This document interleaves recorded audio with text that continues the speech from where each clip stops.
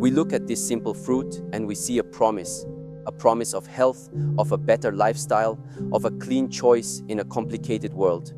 But the real truth is rarely so simple, so easy to peel. Most people will see a fruit, but they miss the mirror it holds up to their own spirit. 99% will skip the final chapter, and in doing so, they will miss the key to turning consumption into cultivation, forever remaining hungry. Unseen weight. When we hold this fruit in our hands, we feel its weight. We feel the texture of its skin. We anticipate the softness inside. But there is another weight we do not perceive, a weight that is far heavier. This is the weight of expectation. It is the weight of the belief that an external object can solve an internal problem. We have been taught through 1,000 images and 1,000,000 quiet suggestions that if we consume the right things, we will become the right kind of person. If we eat the clean food, we will have a clean mind. If we buy the sustainable product, we will have a sustainable life. This is a very subtle yet very deep confusion. It is the confusion between what we take in and who we are. The fruit itself is innocent. It is simply a product of a tree, of soil, of sun, of water. It has no agenda. It makes no promises. All the meaning, all the expectation is projected onto it by our own minds. Our minds are searching for an anchor, a simple answer in a world that feels overwhelmingly complex. And so we find a symbol. This green fruit becomes a symbol of control, of virtue, of wellness. We tell ourselves a story. The story is, I am making a good choice. And this is a pleasant story. It feels good to be the hero of our own narrative, the one who chooses wisely. But we must look deeper and ask, from where does this need to feel virtuous through consumption arise? It often arises from a place of inner unease, a feeling that we are not enough as we are, that we must add something, improve something, fix something. The act of choosing the right food becomes a small ritual to soothe this unease. For a moment, as we slice it open, as we add it to our meal, we feel a sense of accomplishment, a sense of peace. But how long does this peace last?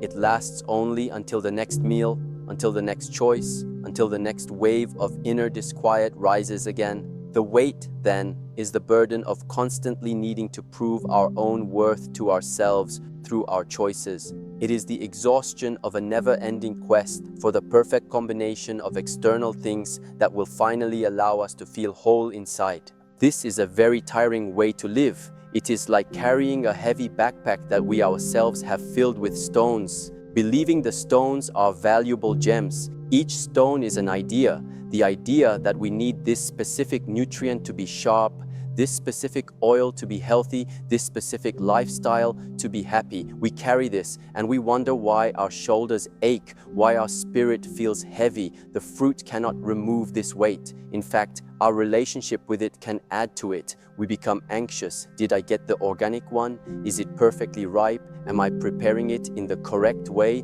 The simplicity of nourishment becomes a complex performance. The joy of eating is replaced by the anxiety of optimizing, and this is a great loss. We lose the connection to our body's own wisdom, which knows what it needs far better than any trend. We lose the simple presence of enjoying a meal because our mind is busy judging, calculating, and validating its choices. The unseen weight is the story we attach to the food, and it is a weight that no amount of healthy fat or vitamins can ever hope to lift.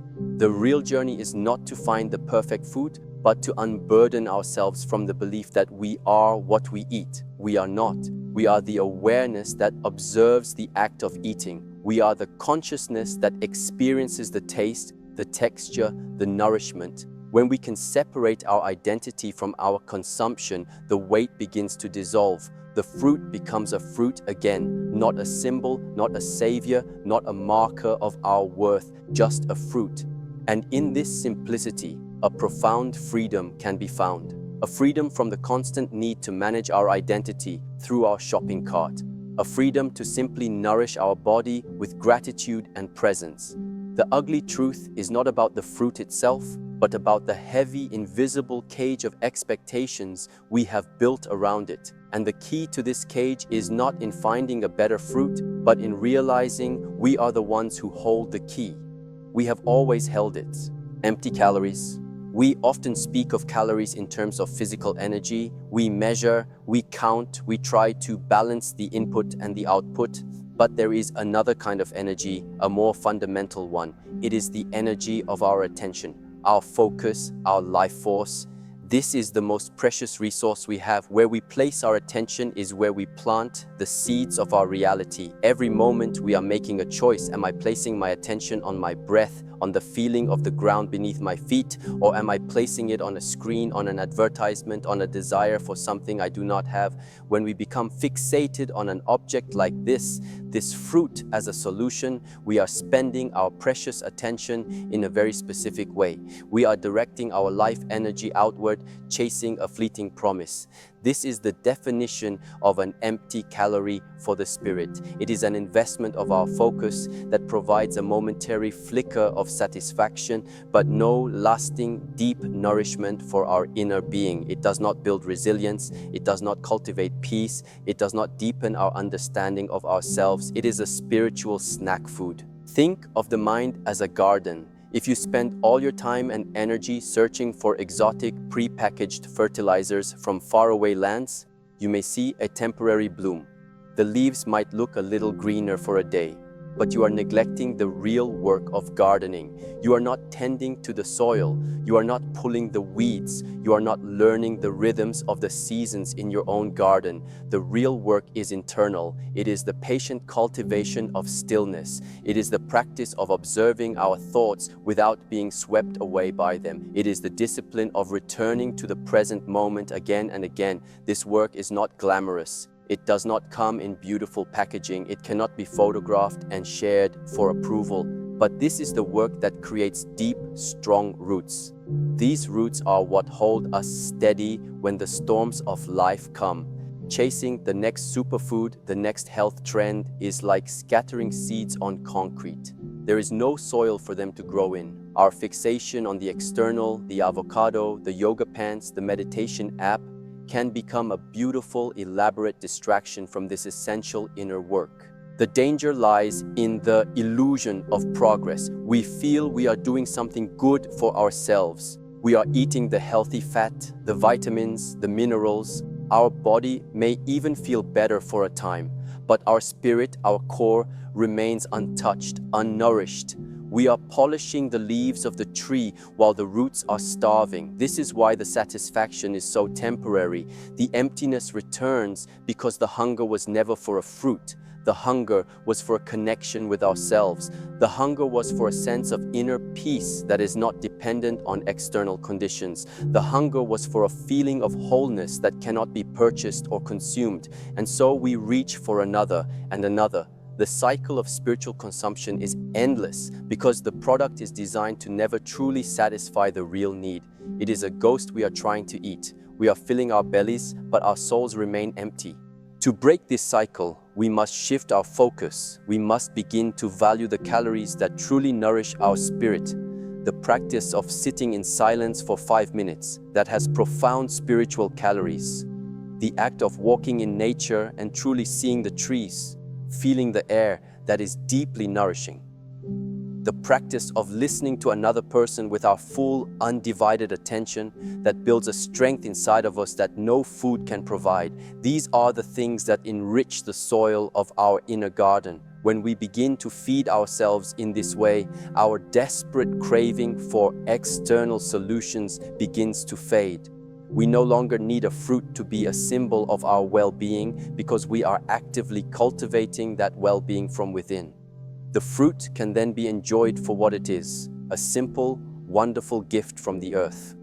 Not a cure, not a status symbol, but a humble part of a balanced life. We stop eating empty calories and start to truly deeply feed our soul, feed our constant craving. The nature of the mind is to want. It is a wanting machine. The moment one desire is fulfilled, another one appears to take its place. It is a restless sea, always moving, always seeking something more, something different, something better. We get the thing we thought would make us happy, the new job, the new relationship, the perfect meal, and for a moment, there is peace. The waters of the mind become calm, but it is only for a moment. Soon, a new wave begins to form. The job has stressful aspects, the relationship has challenges, the meal is over, and now we are thinking about the next one. This is the fundamental state of the untrained mind. It is a state of constant, low-grade dissatisfaction, a perpetual hunger. We believe the hunger is for things in the world. We believe if we could just find the right combination of things, the hunger would cease. This is the great illusion. The hunger is not for anything external. The hunger is a property of the mind itself. It is the craving for something to fill a perceived void. This specific fruit has become a focal point for that craving in our modern culture. It is presented as the perfect object of desire. It is healthy, it is aesthetically pleasing, it is versatile. It ticks all the boxes, and so the mind latches onto it. If I have this, the mind whispers, I will be healthy, I will be mindful, I will be the kind of person who has their life together. The craving is not really for the taste or the nutrients. It is for the feeling, the identity that we have associated with the fruit. We are consuming a story, an idea about ourselves, and because the story is just a story, it can never truly fill us.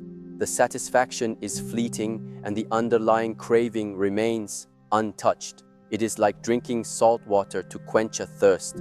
For a moment, the liquid feels good, but it only ends up making the thirst more intense. The more we feed the craving with external objects, the stronger the craving becomes. We are training our mind day by day to believe that the solution to its restlessness lies outside of itself.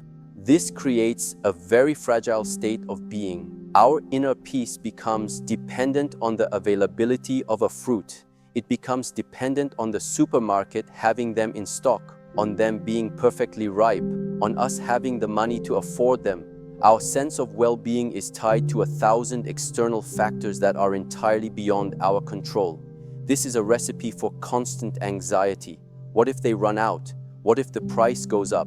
This is a form of self-imposed imprisonment. We have built a cage for our own happiness, and the bars of the cage are made of our own desires. We think we are making a choice for freedom, the freedom to be healthy, to be well, but we are actually reinforcing the chains of dependency. The freedom we seek is not the freedom to consume whatever we want. True freedom is the freedom from the constant, nagging desire to consume. It is the freedom of a mind that can be at peace, right here, right now, with or without the perfect fruit. How do we find this freedom? We do not find it by resisting the craving. Fighting with the mind is like trying to flatten the waves of the ocean with an iron. It is a futile, exhausting battle. Instead, we must learn to observe the craving without judgment and without action. When the desire for the fruit or for anything arises in the mind, we can simply watch it. We can feel it in our body. Where is it? Is it a tightness in the chest, an emptiness in the stomach, a restlessness in the limbs? We can observe it as a pure sensation, a pure energy. We can breathe into it, and we can notice that it is impermanent. Like a cloud in the sky, it arises, it stays for a while, and if we do not feed it, it passes away. Each time we do this, we weaken the link between the trigger and the response. We create a little bit of space between the desire and the action. In this space, freedom is born. We are no longer a slave to the constant craving. We are the calm, spacious awareness that watches the waves of desire rise and fall, knowing that we are the sky, not the clouds. True nourishment. For so long, we have been looking at nourishment through a very narrow lens. We think of vitamins, minerals, proteins, fats. We think of the physical body, and this is important. We must care for the vessel we inhabit. But this is only one dimension of our being. To focus solely on the physical is to starve the other, equally vital parts of ourselves. True nourishment is holistic. It is to feed the mind, the heart, and the spirit with the same intention and care that we feed the body. What does it mean to nourish the mind? It means to feed it with clarity, with focus, with stillness. The modern world bombards our minds with the equivalent of junk food, constant notifications, endless streams of information, manufactured outrage. This diet leaves the mind agitated, scattered, and weak. To nourish the mind, we must consciously choose what we consume.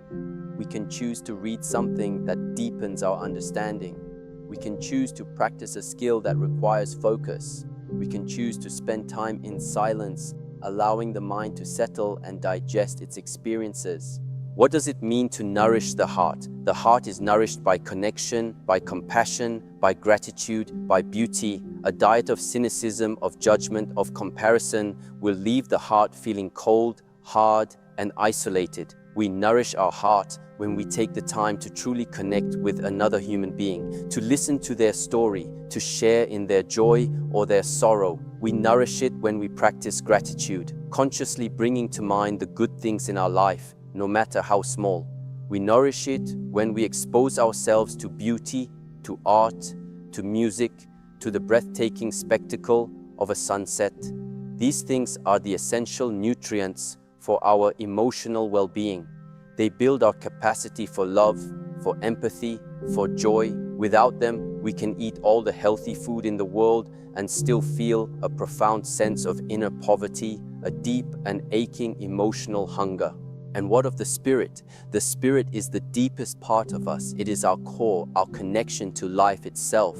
The spirit is nourished by meaning, by purpose, by a sense of belonging to something larger than ourselves. In a world that so often emphasizes the individual, the ego, the personal gain, it is easy for the spirit to become malnourished. We feel disconnected, adrift, unsure of our place in the universe. We nourish the spirit when we align our actions with our deepest values, when we act with integrity, with kindness, with courage. We nourish it when we serve others, when we contribute to our community, when we do something not for personal reward, but because we believe it is the right thing to do. We nourish it through practices that quiet the ego and open us up to a sense of wonder, through meditation, through prayer, through time spent in the raw, untamed presence of nature. When we begin to see nourishment in this complete, three-dimensional way, our obsession with a single food item begins to look very small, almost absurd.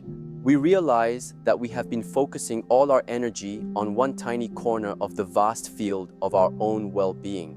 The avocado can nourish the body, yes, but it cannot nourish the mind with stillness. It cannot nourish the heart with compassion. It cannot nourish the spirit with purpose. True nourishment is a daily practice, a conscious and loving attention to all aspects of our being. It is the understanding that we are a complex, beautiful ecosystem and that every part of us needs to be tended to. When we live this way, we find a sense of fullness, of deep and abiding satisfaction that no food could ever provide.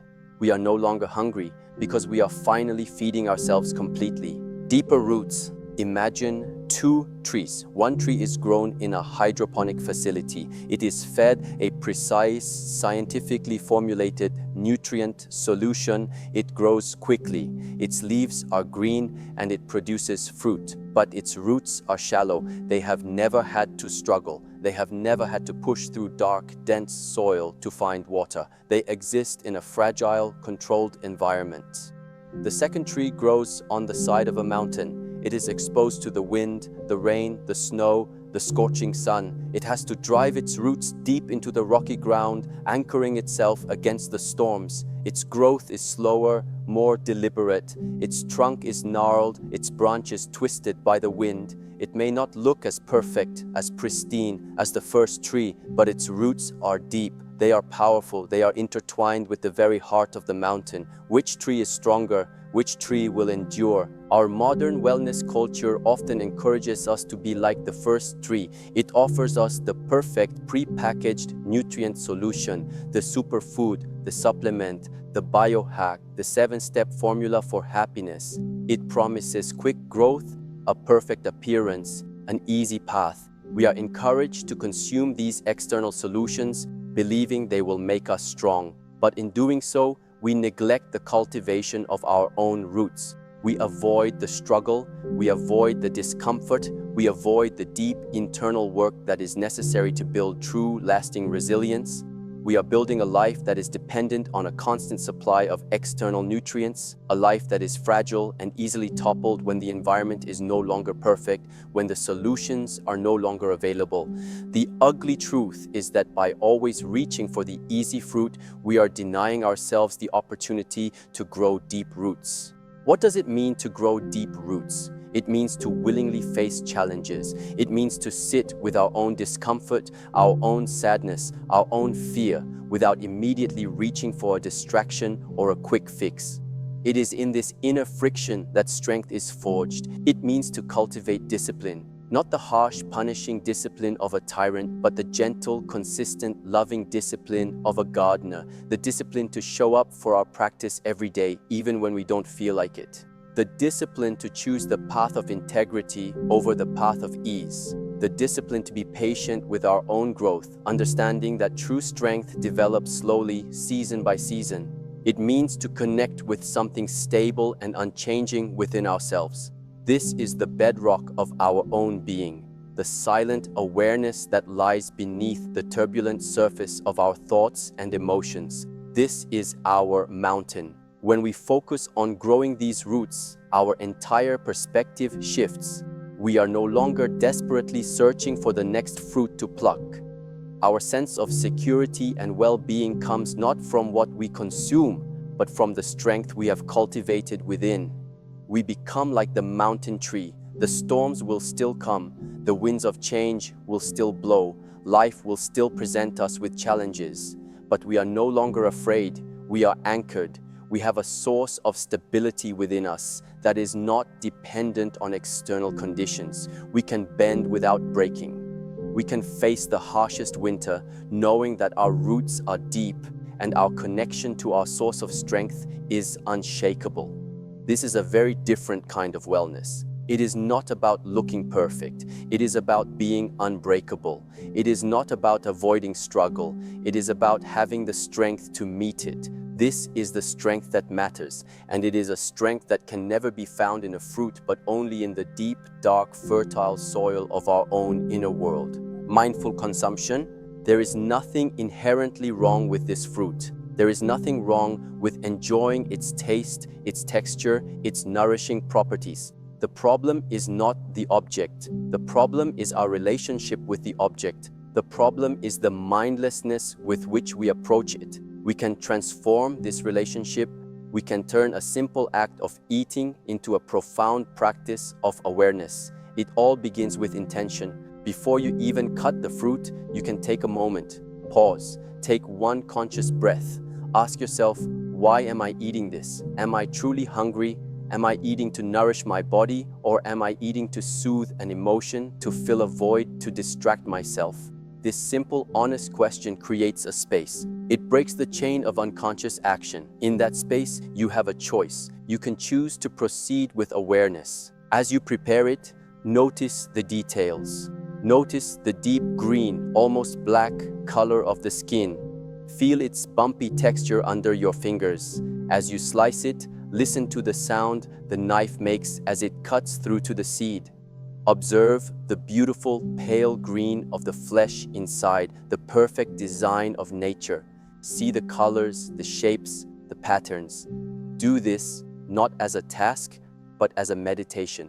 You are bringing your full attention to this present moment, to this simple object. You are pulling your mind away from its usual wanderings, its worries about the future, its regrets about the past, and anchoring it in the reality of now. In this state of presence, the world becomes vibrant. The ordinary becomes extraordinary. The fruit is no longer just a thing to be consumed. It is a manifestation of the incredible intelligence of life. It is a connection to the sun, the rain, the earth that it grew from. When you eat, do so slowly. Put down your phone, turn off the screen. For just these few minutes, give your full attention to the act of eating. Take a small bite. Close your eyes. What do you taste? Is it creamy? Is it nutty? Is it subtle? Feel the texture on your tongue. Notice the impulse to immediately chew and swallow. Can you resist it for just a second? Can you simply experience the sensation? As you chew, do so deliberately. Notice how the texture changes. Notice how the flavors evolve. When you swallow, feel the food moving down and be grateful for the nourishment it is providing for your body. This is not some esoteric, complicated practice. This is the simplest thing in the world. It is the practice of being here, now, for your own life. It is the practice of mindful consumption. When we eat in this way, something remarkable happens. First, we enjoy our food more. The flavors are richer, the experience more satisfying. Second, we become much more attuned to our body's signals of hunger and fullness. We are less likely to overeat because we are actually listening to what our body needs rather than eating on autopilot. But most importantly, we are training our minds. With every mindful bite, we are strengthening our muscle of attention. We are practicing the art of being present, and this skill will spill over into every other area of our life. We will become better listeners. We will be more present in our relationships. We will find more beauty and joy in the simple moments of our day. The fruit becomes our teacher. The act of eating becomes our practice. We are not just consuming a food, we are consuming the present moment. We are nourishing not just our body, but our capacity for awareness. And that is a nourishment that feeds us on the deepest possible level. Inner harvest. For so long, we have been acting like consumers. We wander through the marketplace of life looking for things to acquire. We look for the perfect food, the perfect partner, the perfect job, the perfect experience. We believe that happiness is something to be found, to be bought, to be imported from the outside world into our inner life. We are always looking outward, seeking the next thing that will complete us. This is the consumer mindset. It is a mindset of scarcity, of lack. It is based on the belief that we are empty and that we need the world to fill us up. This mindset is the root of so much of our suffering. It keeps us in a state of perpetual striving, of endless searching. We are always on the hunt, and we can never truly rest. The harvest is always somewhere else, in a future we have not yet reached. There is another way to live. We can shift from being a consumer to being a cultivator, a gardener. This is a profound shift in identity. A gardener does not look to the outside world for a harvest. A gardener understands that the harvest is the result of their own patient, dedicated work. The gardener focuses not on the fruit, but on the soil. The gardener knows that if the soil is rich, if it is healthy, if it is well tended, the fruits will come in their own time, naturally and abundantly. Our inner world is this soil, our thoughts, our emotions, our habits, our beliefs. This is the landscape of our mind and heart. This is our garden. The work of our life is not to endlessly search for fruits grown in other people's gardens. The work of our life is to tend to our own. How do we tend this inner garden? We do it through our daily practices. The practice of meditation is like watering the soil. It brings a gentle, life-giving presence to the depths of our being. The practice of self-reflection is like pulling the weeds. We look honestly at our own negative thought patterns, our own limiting beliefs, our own harmful habits, and we gently, without violence, remove them. The practice of gratitude is like adding nutrient-rich compost to the soil. It enriches our inner world, making it a more fertile ground for joy and peace to grow. The practice of discipline, of choosing what is right over what is easy, is like building a strong fence around the garden, protecting it from the intrusions of distraction and negativity. This is the real work. It is quiet, it is slow, it is often unseen by others, but it is the most important work we can ever do. When we adopt this mindset, the world changes. We are no longer needy. We are no longer desperate for the world to give us something. We approach the world from a place of fullness, of abundance. We have our own inner harvest. We have a source of peace, of joy, of strength that we have cultivated ourselves. We can then enjoy the fruits of the outer world without being dependent on them. The avocado is a wonderful addition to our meal, but our happiness does not depend on it. A loving relationship is a beautiful gift, but our sense of wholeness does not depend on it. We are free. We are sovereign in our own inner kingdom. This is the ultimate harvest. It is not a harvest of things, but a harvest of being.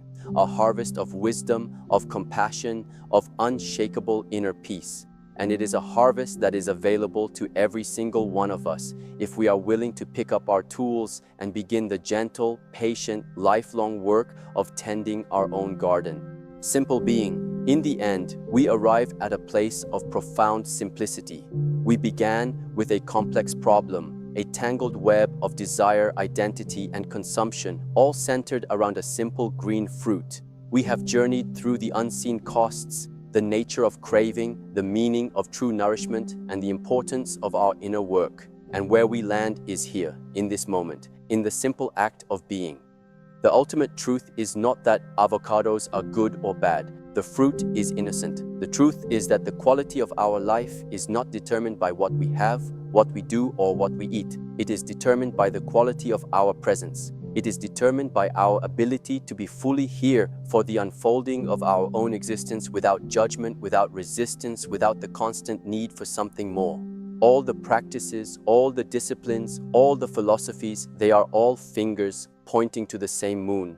The moon is this present moment. It is the only place where life ever happens. The past is a memory. The future is a fantasy. All we ever have is now. And in this now, there is a deep and abiding peace available to us, always. It is not a peace we need to achieve or acquire. It is our fundamental nature. It is the stillness that exists beneath the noisy surface of the mind. Our obsession with external things, with the perfect diet, the perfect body, the perfect life, is a distraction from this simple, profound reality. We are so busy chasing the reflections of the moon in 1,000 different puddles that we forget to look up and see the moon itself shining brightly in the sky of our own awareness. To find this peace, we do not need to add anything. We need to subtract. We need to let go. Let go of the belief that our happiness is in the next purchase. Let go of the story that we are not enough as we are. Let go of the constant mental chatter that analyzes, criticizes, and compares. Let go of the need to be someone and simply allow ourselves to be. What is left when we let go? What is left is a quiet awareness. A simple presence, the feeling of the air on our skin, the sound of our own breathing, the gentle rhythm of our own heartbeats. This is the home we have been searching for all along. It is not in a place, it is not in a person, it is not in a fruit. It is right here inside of us. It has been here all along, patiently waiting for us to stop searching and simply arrive. This is the final beautiful truth. The journey is not about becoming someone better. It is about unbecoming everything that isn't you, so you can be who you were meant to be all along. It is a process of peeling away the layers of conditioning, of expectation, of false identity, just as you would peel the skin of a fruit. Underneath it all is a core of pure, simple being, peaceful, whole, and complete. The fruit on your plate is not the answer, it is a question. The question is, can you be here for this? Can you be fully present for this simple taste, this simple moment, this simple breath? When your answer, lived in your body and not just your mind, is yes, then you have found everything. You have found the nourishment that truly finally satisfies the soul. The real ugly truth was never about the fruit. It was about how we have used it and 1,000 other things to hide from the beautiful, simple, and sometimes challenging reality of our own inner life. The truth is that the peace we crave is not in the food, but in the stillness of the mind that eats it. The wholeness we seek is not in the nutrients, but in the presence we bring to our own experience. And the love we search for is not in being validated by our choices, but in the compassionate awareness we can learn to hold for ourselves exactly as we are. Be honest. Did this shift your perspective on what truly nourishes you?